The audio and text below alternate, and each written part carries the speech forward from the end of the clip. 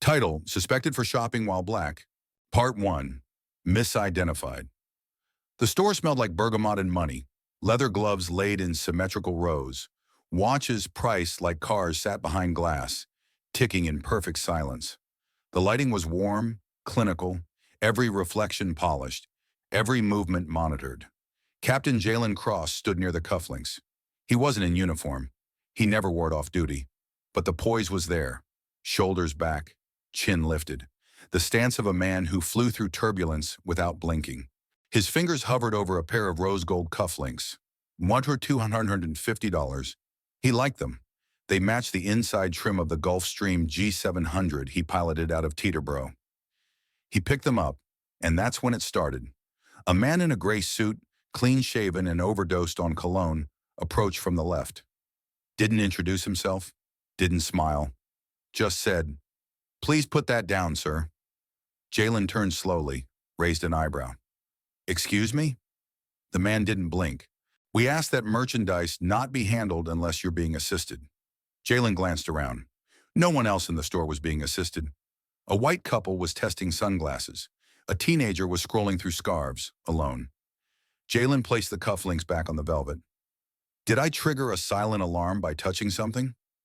The man stiffened. "I'm with security." Jalen smiled faintly. "Of course you are." 5 minutes later, 2 uniformed officers entered the store. The man in the gray suit pointed, at Jalen, as if he'd spotted a wanted suspect. The taller officer approached. "Sir, we got a report of suspicious behavior. We'll need to speak with you outside." Jalen blinked, laughed, not out of humor, but disbelief. "I'm sorry. You think I'm stealing?" "No one said that," the officer replied. "But we've had issues with fraud here. High-end item handling, false cards, you know how it goes." Jalen's voice dropped. "You want to search me? Or ask for ID? Because I'm happy to give you both." The officer narrowed his eyes. "Let's not escalate." Escalate? This was already an escalation. Jalen reached for his wallet, pulled out his driver's license, his FAA pilot certification, his Delta employee ID with Captain printed in bold. He laid them out like cards in a losing poker hand. The officer squinted. "You fly?" Jalen stared deadpan. "No, I pretend to fly while robbing luxury stores." "Cherie." The sarcasm was lost on them. The store manager came rushing over, mid-30s, Italian accent. Gold name tag that read Marco. "Captain Cross," he said. "I'm so sorry. I just got the call. I had no idea." He turned to the officers. "He's a VIP. He's flown me personally to Monaco. This man is one of our top clients." The taller officer shifted uncomfortably. "We were just responding to—" Marco cut him off. "You were responding to a black man touching jewelry." Silence. Then Marco looked at the man in the gray suit. "The security. You're fired. Get out of my store." The man froze. Now." The officers left in awkward silence. Jalen stayed behind. Marco tried to apologize again, but Jalen held up a hand. "I'm not angry at you." He pointed at the door. "I'm angry that it takes you to undo what they assumed." Marco nodded, swallowing shame. "They don't deserve your patience." Jalen pocketed his IDs. "They don't have it." The next morning, the video surfaced. Someone had filmed it. Not the confrontation itself, but the moment Marco called him Captain. The moment he defended him. The moment Jalen stood calmly, with the weight of dignity on his shoulders and injustice at his feet. By noon, it had 1 million views. By evening, 10. The hashtags trended. Dr. Pilot Not Thief, Dr. Captain Cross, Dr. Flying While Black, Josh Racism in retail news stations ran the story. Jalen was interviewed on CNN that night. "I wasn't surprised. That's the worst part. I wasn't even surprised." The host asked, "What would you say to the officers if they're watching?" Jalen didn't pause. "Learn what professionalism looks like, because next time, the man you humiliate might not have the words, or the platform, just the scars." 2 days later, the police department issued a statement. Standard procedure was followed, but the public wasn't having it. The mayor called Jalen personally, apologized, and promised a full review. By week's end, The officer who led the stop was removed from active duty. Internal Affairs launched an investigation. The security staffer was formally barred from working in luxury retail in the state. Jalen didn't celebrate, but he didn't stay silent either. At a rally for justice in front of the city courthouse, he spoke. "You want to know how deep this goes? I walked in with a wallet full of money, and they saw a man full of threat. That's not about policy. That's about perception, and perception can kill." A week later, a law was introduced, the Retail Bias Accountability Act, requiring implicit bias training for high-end retailers across the city, and civil penalties for profiling incidents. Jalen was invited to speak before the city council. He wore his flight uniform, wings polished, dignity sharper than any uniform badge. Part 2. Turbulence at Cruising Altitude. The call came from Delta Corporate Communications. "Captain Cross, thank you for taking our call," the voice said. "Too smooth, too practiced. We're just looking out for your well-being, and the image of the company, of course." Jalen leaned back in his chair. "Image?" The rep cleared her throat. "With your recent media coverage, we're concerned that continued appearances may shift public perception. We'd prefer if you didn't speak to press for now, just until things cool down." Jalen smiled, the kind of smile that had no humor behind it. "So just to be clear," he said, "me getting profiled is bad, but me talking about it is worse?" Silence. Then, "We're hoping you'll choose discretion." Jalen hung up. By the next morning, a new article appeared. "Delta pilot urged to stand down after racial profiling incident." It quoted unnamed sources, but the tone was clear. The story wasn't just about injustice anymore. Now it was about silencing the man who spoke out. Jalen met Camille Davis for coffee that afternoon, a civil rights lawyer with sharp eyes and zero tolerance for BS. "I read the article," she said, sliding her phone across the table. "You gonna let them bury you politely?" Jalen stirred his espresso. "I'm still deciding." Camille leaned in. "Well, decide fast, because you've got people watching, and not just haters, people who need this moment to mean something." Later that night, Jalen reviewed his inbox. Hundreds of messages. One caught his eye. Subject line: "You flew my mother home. Thank you." He opened it. "Captain Cross, you flew my mother back from Atlanta after her surgery. She told me how calm and safe she felt. She didn't know your name at the time. Just said, 'The black captain with kind eyes.' I saw you on the news and knew it was you. Thank you for getting her home. Thank you for speaking up. Don't stop now." LM Jalen read it twice, then wrote back, "She flew with me. Now I'll fly with her. JC." The next day, Jalen agreed to appear on 60 Minutes. It was national, it was risky, and it would make waves. But he was done playing turbulence down. The interview aired Sunday night. 17 million viewers. He wore a tailored navy blue suit, a white shirt with pilot wings pinned over his heart. The host, a seasoned journalist named Olivia Chen, didn't pull punches. "Captain Cross, what went through your mind the moment they asked you to step outside?" "Honestly, that I wasn't surprised. And that's the tragedy. You say this wasn't the first time. Can you explain? You fly into JFK in a $70 million jet, but still get asked if you're a mechanic. You walk into a lounge with a gold badge, and they ask who you're picking up. I've lived with that disconnect for years. This time, it just happened on camera." The response was explosive, trending again. "You're a pilot, not thief. Just fly with Cross. Just black wings matter." And then, the smear campaign began.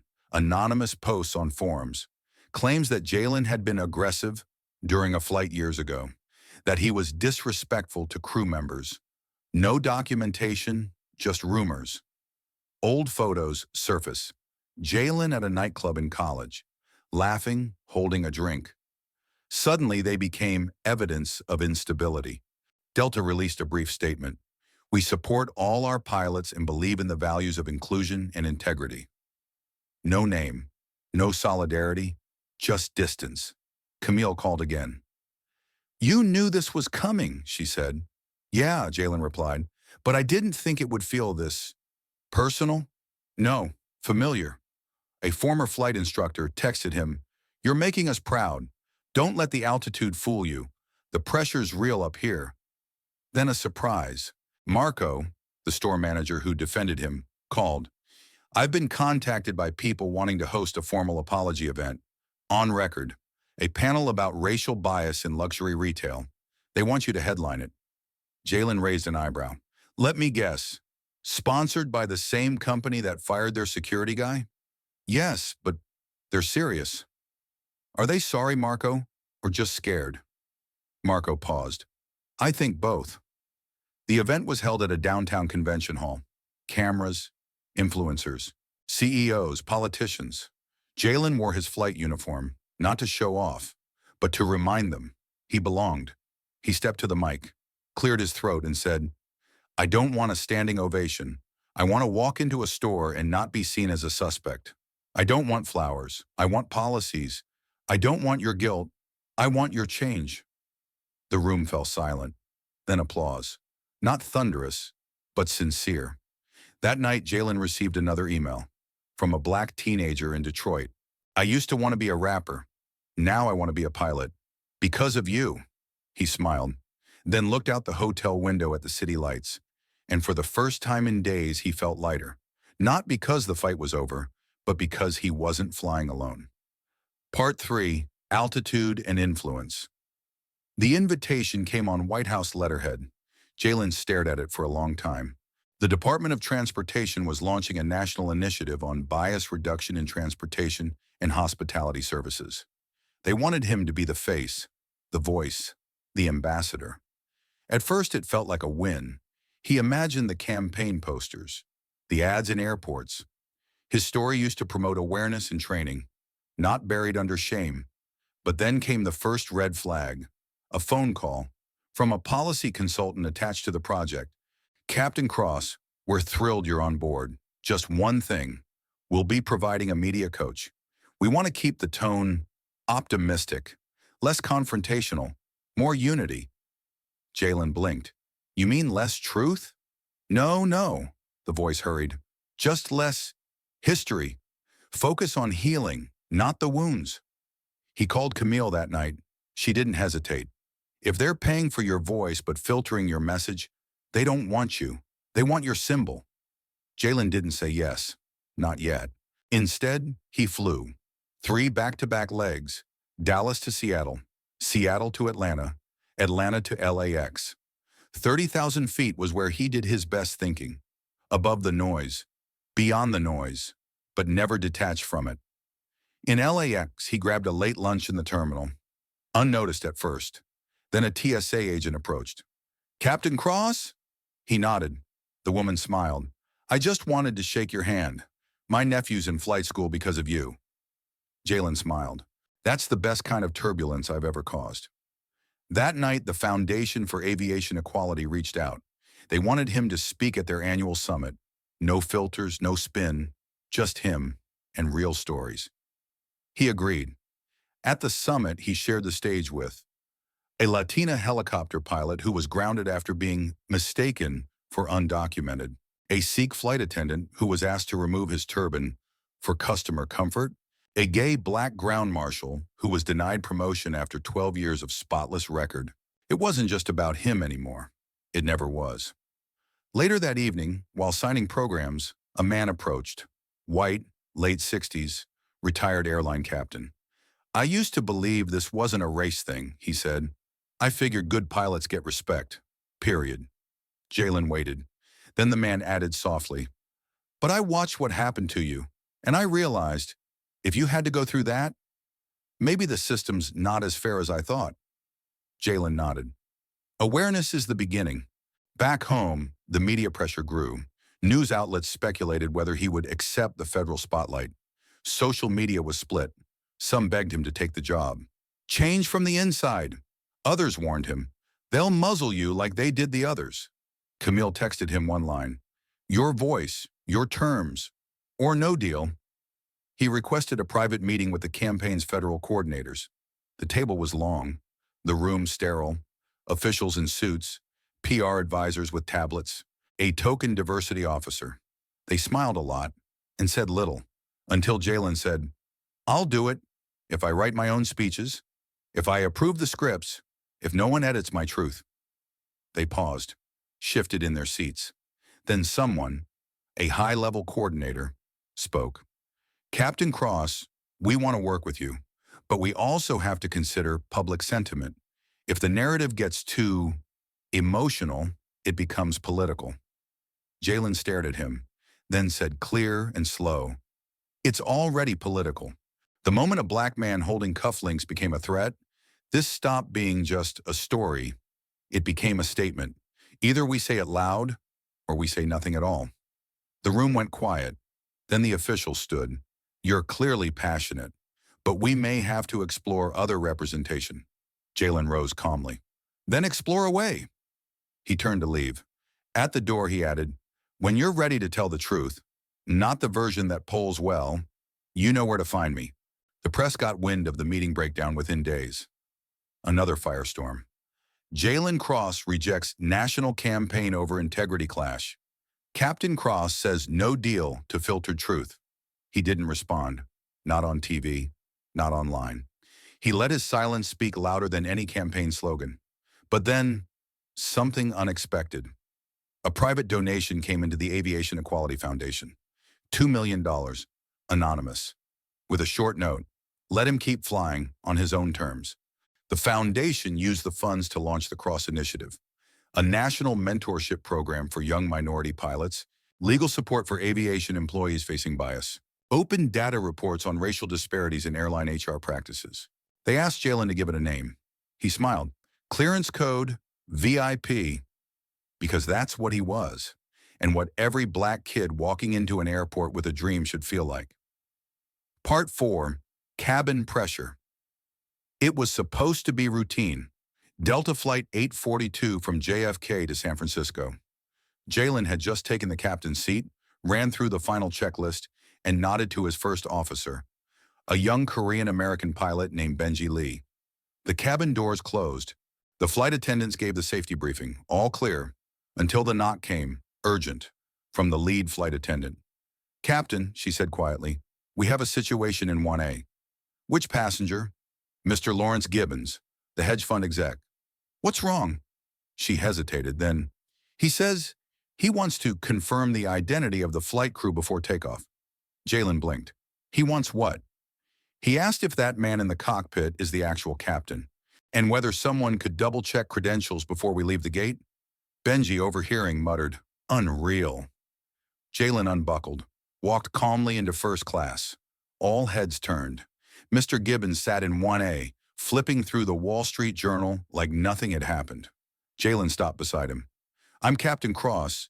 I hear you had questions about flight personnel? The man looked up, smirked. I'm a frequent flyer. I'm cautious.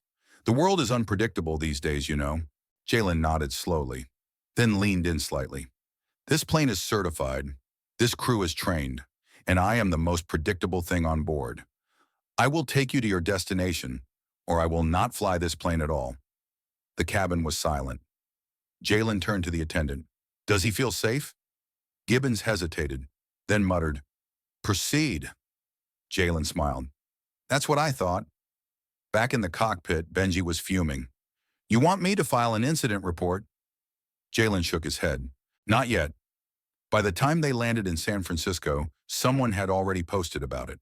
A fellow first-class passenger. The post read, a man in 1A tried to question the black pilot's authority before takeoff. The captain handled it with grace. But let's be clear, that wasn't about safety. That was racism at 35,000 feet. It went viral in hours, again. Gibbons' identity leaked. So did his business ties.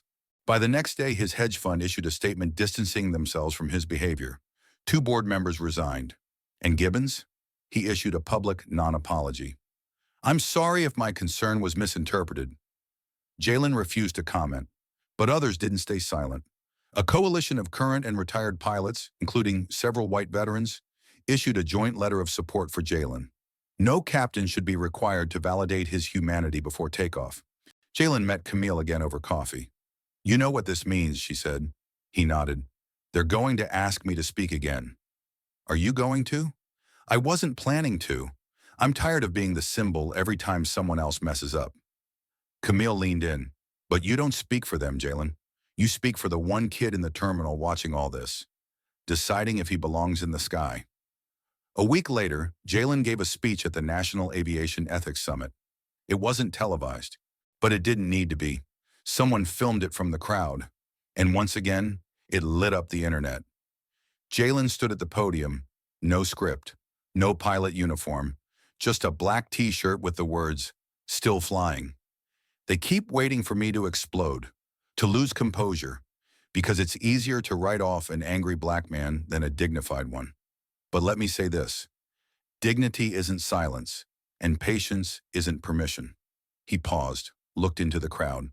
I didn't become a pilot to be political, but when the sky itself becomes a battleground for perception, then every flight is a statement, and every landing is a protest that says, I belong here.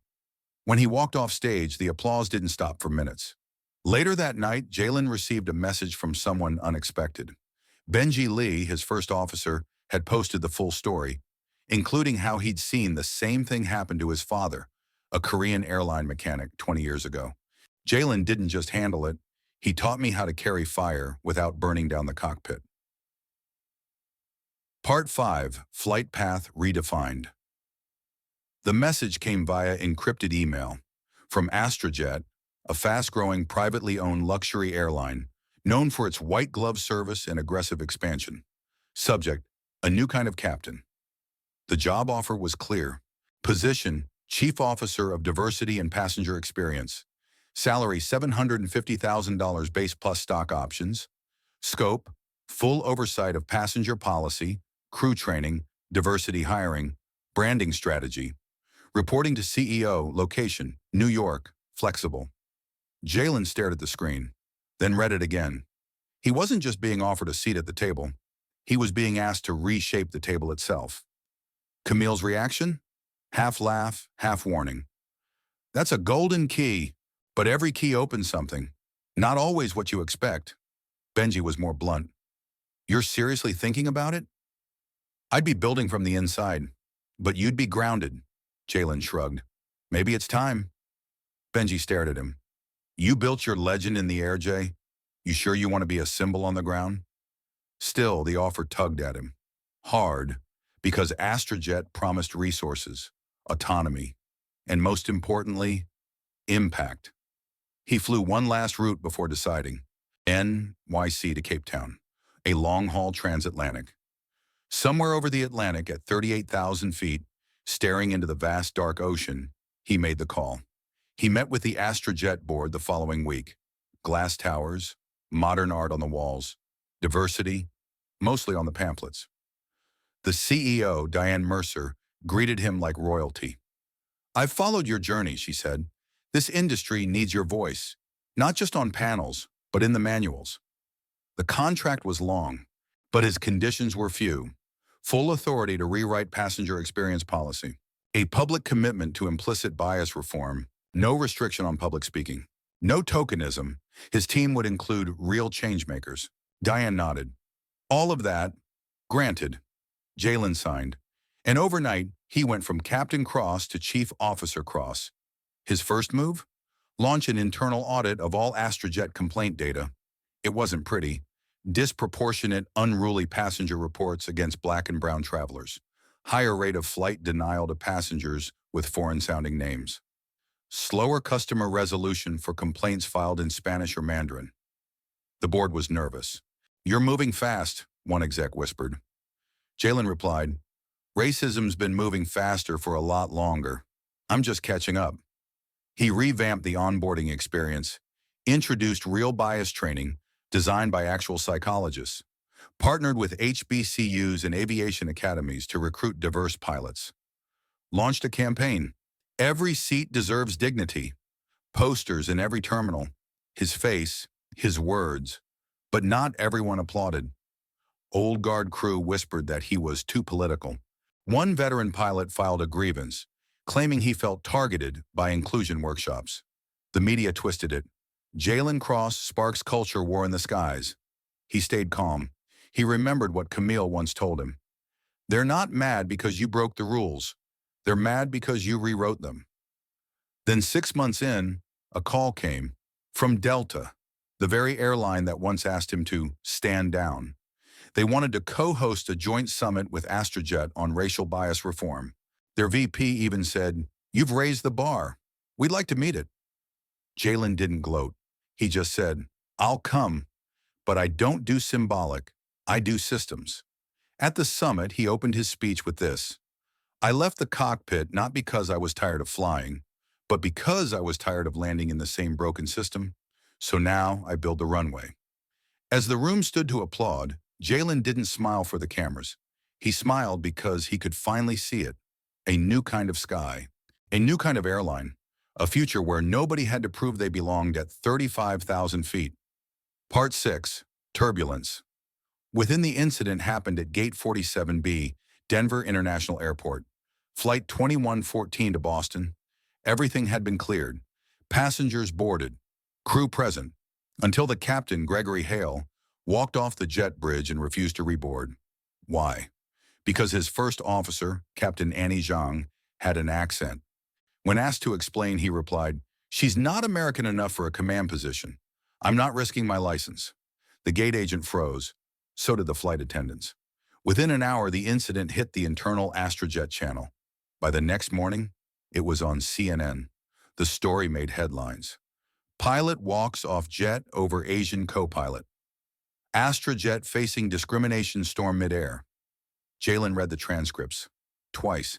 He called an emergency board meeting. CEO Diane Mercer wasn't smiling. "We're in deep," she said. "Passenger trust is wavering. Shareholders are nervous. We need damage control." A board member added, "The union is calling it a personality clash. They're trying to bury it." Jalen looked around the table, then stood. "We don't bury bigotry in this airline. Not under preference, not under protocol, and definitely not under personality." Jalen met privately with Captain Zhang. She was composed but wounded. "I earned my hours," she said. "I earned my wings. Why does one man's fear get to question all of that?" Jalen nodded. "It doesn't, and it won't." The next move was bold. Astrojet suspended Captain Hale indefinitely, issued a full apology to Captain Zhang and the crew. And Jalen went on record at a press conference. He stood at a podium, flanked by Annie and two other minority pilots. Behind them, a banner that read, "The sky has no borders." "We trust our pilots with 200 souls and 200 tons of steel. That trust is earned through skill, not skin. And any pilot who cannot see past bias will no longer fly under our banner." Social media exploded. Praise, hate, threats, support. One commenter wrote, "Finally, a company that stands for its people, not just its profits." Another, "Fired for speaking your mind? This is woke fascism in the skies." Benji called that night, "I saw the presser. You did the right thing." Jalen exhaled, "It still burns. It should. That's how you know you're not numb yet." Astrojet saw a temporary dip in bookings, then a surge. Thousands of new flyers switched over, citing ethical leadership. Media dubbed Jalen's move the Coleman Doctrine of the skies. Others called it courageous. Some called it career suicide. The aviation union pushed back, filed a grievance claiming Astrojet was disciplining without arbitration. Jalen responded in an open letter. "We will never negotiate with hate masked as policy. Every cockpit must be a place of trust, not fear. Our passengers deserve more. Our crews demand better. And our skies, they belong to everyone." That week, a flight school in California renamed its diversity scholarship, the Cross-Zhang Aviation Grant. Captain Zhang later returned to the cockpit. Her next flight, with Jalen as her co-pilot, they flew LAX to DC together. No questions asked, no fears lingering, just two pilots flying forward. Part 7, Code Sharing, Line Drawing.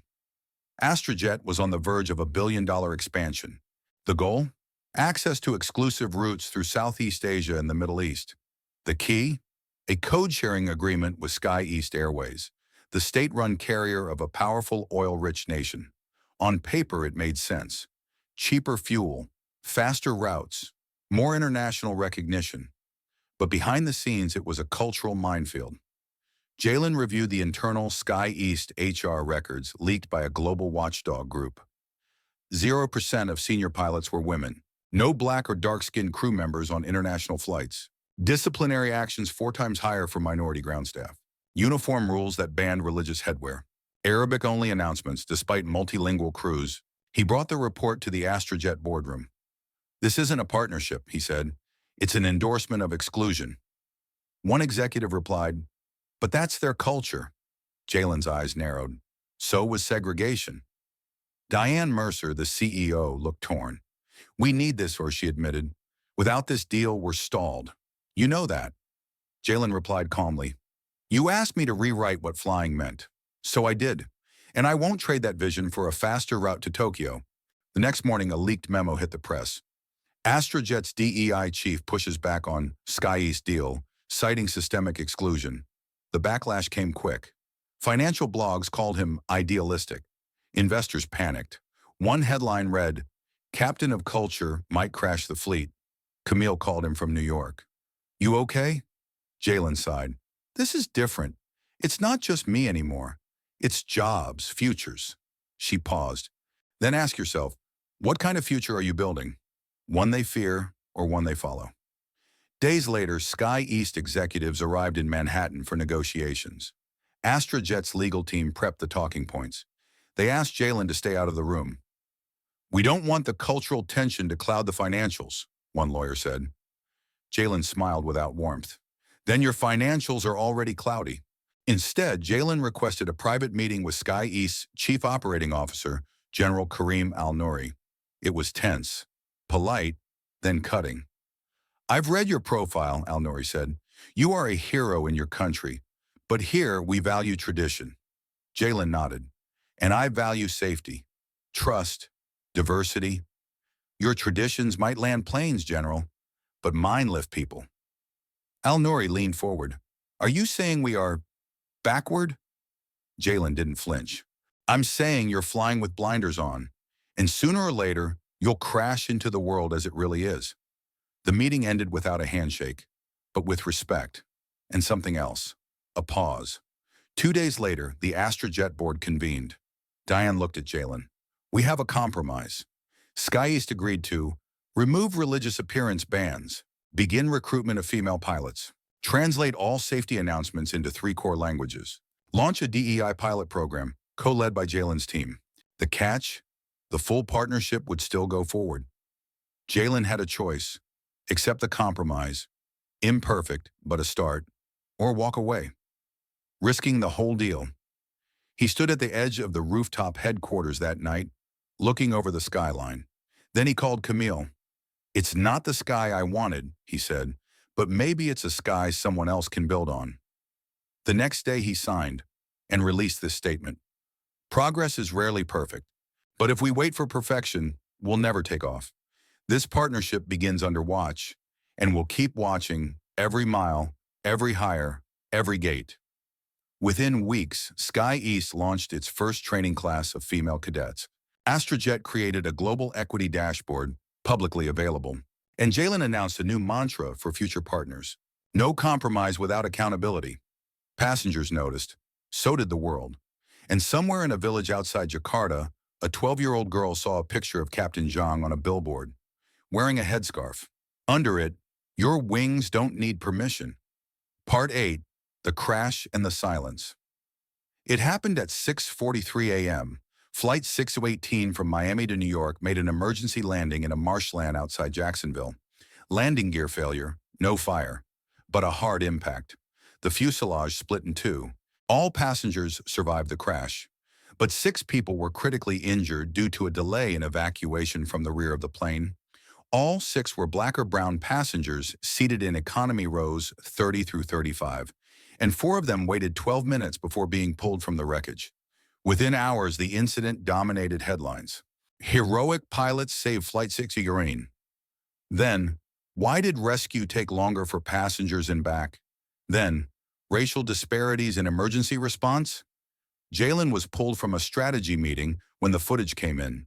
Drone video, helicopter chatter, radio recordings from emergency dispatchers. And worst of all, body cam footage of a first responder saying, "Don't worry about that end yet.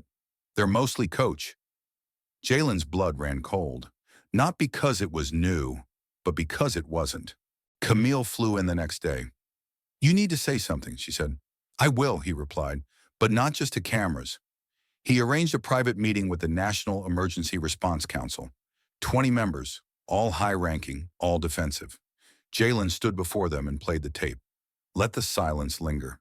Then said, "These people weren't left behind because of smoke or distance. They were left because someone made a decision, a split-second calculation, about who mattered more." One of the members bristled. "We're talking about chaos in a crash situation, not intent," Jalen cut in. "When bias becomes instinct, it's still lethal." The next day, Jalen published an open letter.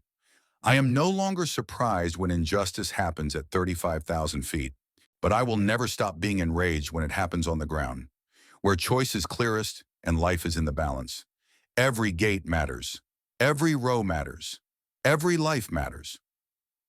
Social media ignited. Left in. The back trended globally. Protests erupted outside 2 major airports. An independent investigation was launched. And for the first time in FAA history, racial bias training became mandatory for emergency aviation response teams. But that wasn't enough for Jalen. He went further. Astrojet funded a new program, Equal Seat, a tech-based initiative to analyze seating, evacuation order, and survival outcomes based on race, gender, and class across all domestic airlines. It was the first project of its kind, and it shook the industry. Some accused him of weaponizing tragedy. Others said he was turning rescue into identity politics. But Jalen stayed focused. He personally visited the survivors of Flight 618, met their families, listened to stories. One father said, "My son was breathing when they found him. 12 minutes earlier, he'd be walking today." Jalen held the man's hand and swore under his breath, "Never again." Months later, when the final report came out, the findings were chilling. Delayed prioritization of rear cabin, implicit assumptions about expendability based on travel class, verbal language matching racial stereotypes in field comms. The FAA issued a formal apology, but it was Jalen who was asked to address the nation. He stood before the press, not in a suit, not in uniform, just a black jacket, quiet eyes, and said, "We can build smarter engines. We can automate landings. But until we program humanity to see all lives as equal, we will keep crashing even when the plane stays in the air." Part 9. The Hearing Room, 40,001, 45,000 words. The nomination hit the news at sunrise. Jalen Cross tapped as first ever Federal Aviation Equity Commissioner. Pilot turned advocate headed for Senate confirmation showdown. Camille called just after dawn. "You ready for this?" Jalen looked out the window. "Do I have a choice?" "You always do," she said, "but only one of them changes the sky." The Senate chamber was packed, televised. Every major network tuned in. Jalen sat alone at the front. Behind him, stacks of reports, photos of survivors, data he'd spent years compiling. In front of him, senators from every political leaning, and one microphone. The chairwoman of the committee began. "Mr. Cross, you come before us not as a career bureaucrat, but as a pilot, an activist, and a public figure. Some say that makes you uniquely qualified. Others say it makes you dangerous. How do you respond?" Jalen spoke without notes. "Ma'am, I've spent my life moving people forward. In the sky, in conversation, and in policy. If that's dangerous, then maybe the safest thing this country can do is finally take a risk on the truth." One senator raised a folder. "Your critics claim you're obsessed with race, that you've made everything about identity instead of safety. What do you say to passengers who just want to get from A to B?" Jalen leaned in. "I say they deserve to get from A to B without being profiled, delayed, or disrespected along the way. Safety isn't just about engineering. It's about ethics, about who gets listened to when they say something's wrong."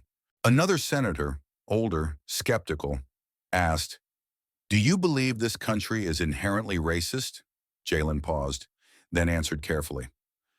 "I believe this country was built with blind spots, and those blind spots still exist, not just on the ground, but at 35,000 feet. My job isn't to shame anyone for that. It's to help us finally open our eyes. The hearing broke for lunch. Outside, protesters and supporters filled the steps. Some held signs. Clear the skies with cross. Others, keep politics out of the cockpit. Inside, Jalen found a quiet hallway. A janitor, black, maybe 70, nodded at him. "Don't let them shake you, son," he said. "They shook Dr. King too, and look where he took us." The afternoon session was harsher. A conservative senator brought up his past activism. "You once said, 'Patience is the enemy of justice.' Are you telling Americans to be angry?" Jalen stared straight ahead. "I'm telling Americans to be honest. If your house is on fire, the last thing you need is a speech about patience. You need a hose and someone who'll run through smoke for you, no matter your zip code or skin color." By the end of the day, no one doubted he could handle pressure. The real question was, would they give him power? That evening, in a moment of national attention, Jalen gave a brief statement to the press. "I'm not here to check boxes. I'm here to build bridges. Not between parties, but between people who've spent too long being overlooked, overcharged, or overexplained. The sky doesn't care what you look like. Neither should the system that controls it." 3 days later, the vote came in. 58-42. Confirmation passed. He was now Commissioner Jalen Cross, the first of his kind. His swearing-in ceremony was modest. But one thing stood out. The pen he used to sign his oath? It belonged to his grandfather, a Tuskegee airman who wasn't allowed to fly commercial after the war. Jalen looked at the pen, then at the sky, and whispered, "We're finally home." Part 10. Final Descent. It started with a glitch. A frequent flyer, Haitian American, gold status, denied pre-check clearance 3 times in 1 month. Then a Somali woman with a valid boarding pass was flagged by facial recognition software as non-match. Then a black family in Minneapolis was escorted off the plane after the predictive behavior algorithm listed their row as statistically volatile. All under a new AI security system called Aerologic, designed to streamline safety, built on millions of past travel logs, trained on biased human behavior. When the data hit Jalen's desk, his stomach sank. It wasn't a glitch. It was a pattern. An algorithm built on history repeating itself, disguised as safety. And now it was everywhere. He met with the Department of Homeland Security, the vendor, the FAA, and the White House. They all said the same thing. The system's too big, too embedded, too late to stop. Jalen replied, "You don't stop a system because it's broken. You stop it because it's hurting people." Camille joined him for an emergency press briefing. He stood before the podium, steady, calm, like he was holding the yoke of a jet at 38,000 feet.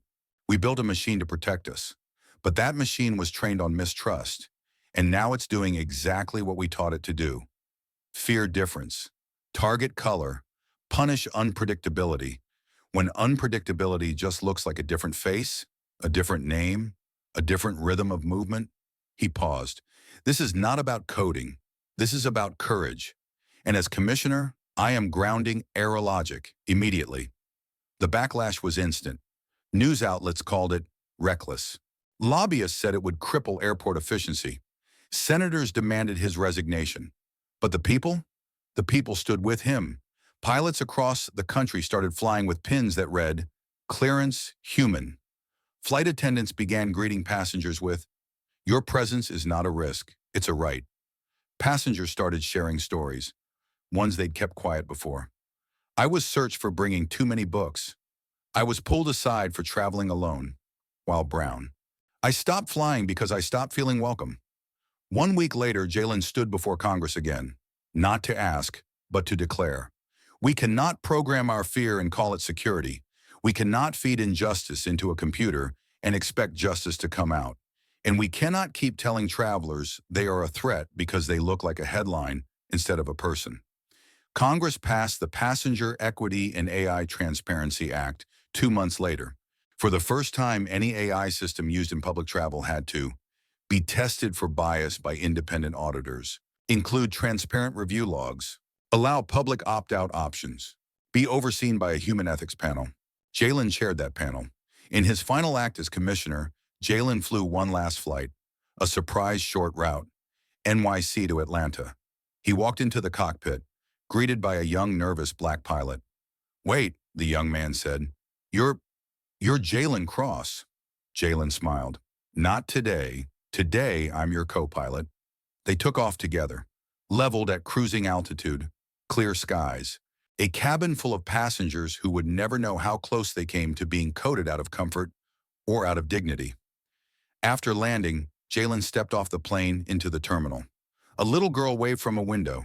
She pointed, then turned to her mother and whispered, "He looks like me. He flies."